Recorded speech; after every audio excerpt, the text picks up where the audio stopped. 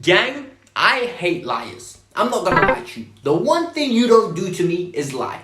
And Frank Lampard blatantly sitting at a press conference and lying out the skin of his teeth. Yes, we're gonna get into that. Fulham versus Chelsea and why this is a must-win game. We'll bring the Frank Lampard press conference and the predicted XI for tomorrow's game. Let's go.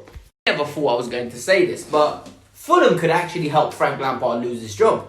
I'm not even exaggerating. This Fulham team is dangerous. This Fulham team is energetic. And this Fulham team has got their act together.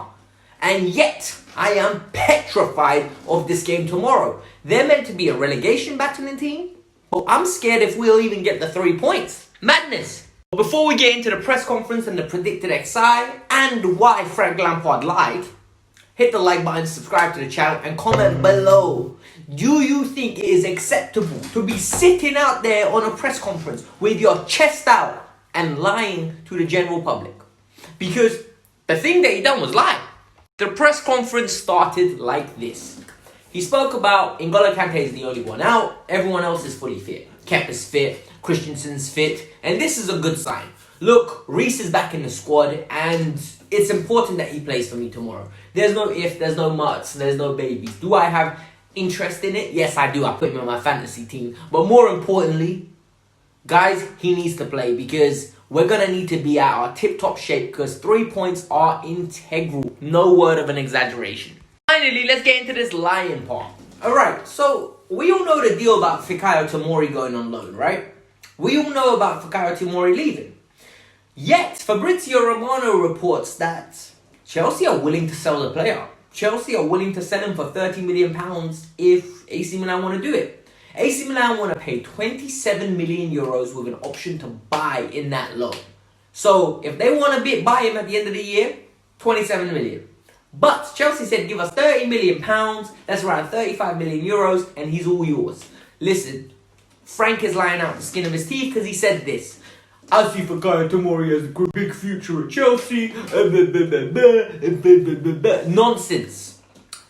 You might rate the player, but don't lie to us. Don't sit up there and don't lie that you have it planned for Fikayo Tomori. You've been leaving Fikayo out of the team for months now. It is ridiculous. Stop lying. I hate it. Now we go into the second story.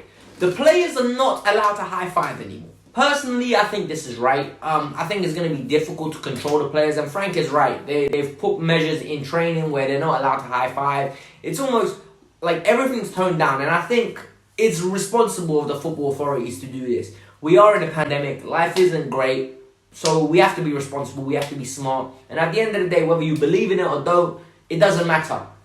The government saying is here. It means we need to act in a responsible fashion. So be smart. Be careful, and football players are not above the law. Literally. Ask Kyrie Irving in the NBA. He thinks he's above the law. Going to a party. Ugh, don't get me started on that.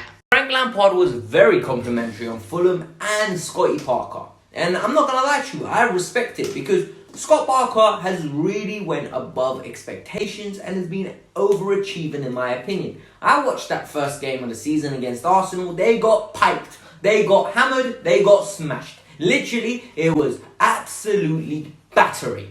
Yet, they've recovered. Yet, they've got points at Manchester City. Liverpool.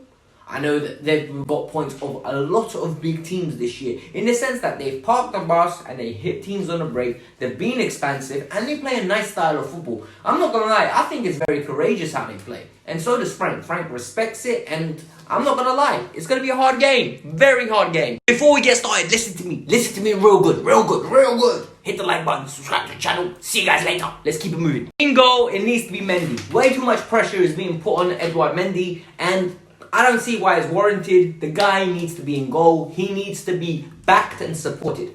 Back to clean sheets. Clean Sheets FC needs to return. We have missed it. And I'm not going to lie. He's going to be busy. Because Ademola Lookman shoots on sight.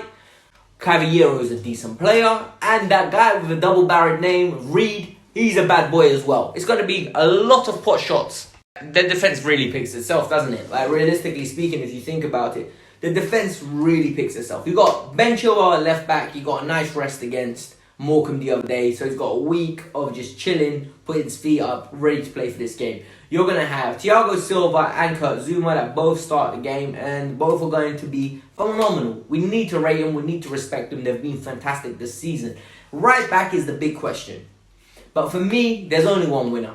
Play Reece. Get Reece back into this team. Let's get some consistency going and let's get some points on the board. Because whether you like it or not, we have been underperforming in recent weeks. And it's about time that we get back to winning ways in the Premier League. It feels like a while since I've said that. But Chelsea need to get 3 points on the board. And then we need to move on to Leicester. But for now, let's concentrate on Fulham. And let's smash them. Why not? Then you start looking at the midfield. For me, the midfield picks itself again. And I genuinely believe the midfield should be N'Golo Kante at the base, Kai Havertz on the right, and I think on the left there needs to be Mateo Kovacic.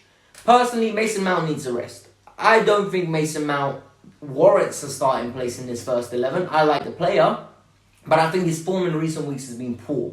I think N'Golo Kante should be at the base because he can be the disruptive figure. Then you have on the left-hand side of Mateo Kovacic, providing the playmaking ability from deep, but at the same time being a combative midfielder if needed to match the energy level of Idrissa. And I think it's Lamina they have in the middle, which is going to be very interesting. And on the right-hand side, I think you go with Kai Havertz, you buy in and you let him ball out. And let him play in that 10/8 role where he flourishes and where he becomes the man. And you build our team around him. Simple, really. You start looking at the front three, and this is where the big questions arise, in my opinion. I think Hakim picks himself. Frank rates him. Frank likes him. And Hakim's not let us down much this season. Has he been fantastic? No, he hasn't. Has he been consistent? He's been alright. He's been pretty decent. He's just been very injury prone, and I don't like that in my players. But Hakim needs to start. He is the invention. He is the creativity and the heartbeat of this team. You start looking at the left wing, and this is where you start getting all alternative mindsets coming in. Christian Pulisic's former form was fantastic in lockdown, and when he came back from injury, he played, and after the FA Cup final, he still hasn't fully recovered. You know, he's been injured, coming back in, injured, coming back in. Callum Hudson-Odoi has been on fire. Personally, Callum is a bang-on starter for me. Callum brings goals, he brings assists, he brings creativity, and he brings acceleration into the team. For me, I like Pulisic, but I'm going with Callum for this game. I want to hear your view on this. Up top, for me, is Timo Werner. Look, a lot of people are going to say, what are you talking about? That centre-back partnership that Fulham have is not the most efficient. They're not the most proactive, and they're not the most smartest defence. They leave a lot of space in behind. Timo is going to love it. We need to back Timo in this situation. Whether you like Timo or not, Timo is here to stay. And Timo's actually had a decent return this year. I think it's 9 goals and 6 or 7 assists this year. I don't really look into the assists on him because at the end of the day, we bought you to score goals. Assists are a bonus. And 9 goals is not exactly what I assumed he's going to have at this point in the season. But he's doing alright. Let's back him. We need to give him the faith. So, gang, hit the like button if you're, new. Subscribe to the channel, support the cause, and my match prediction is simple. I think Chelsea will win 3-1. It won't be comfortable, but it'll be good for Horns.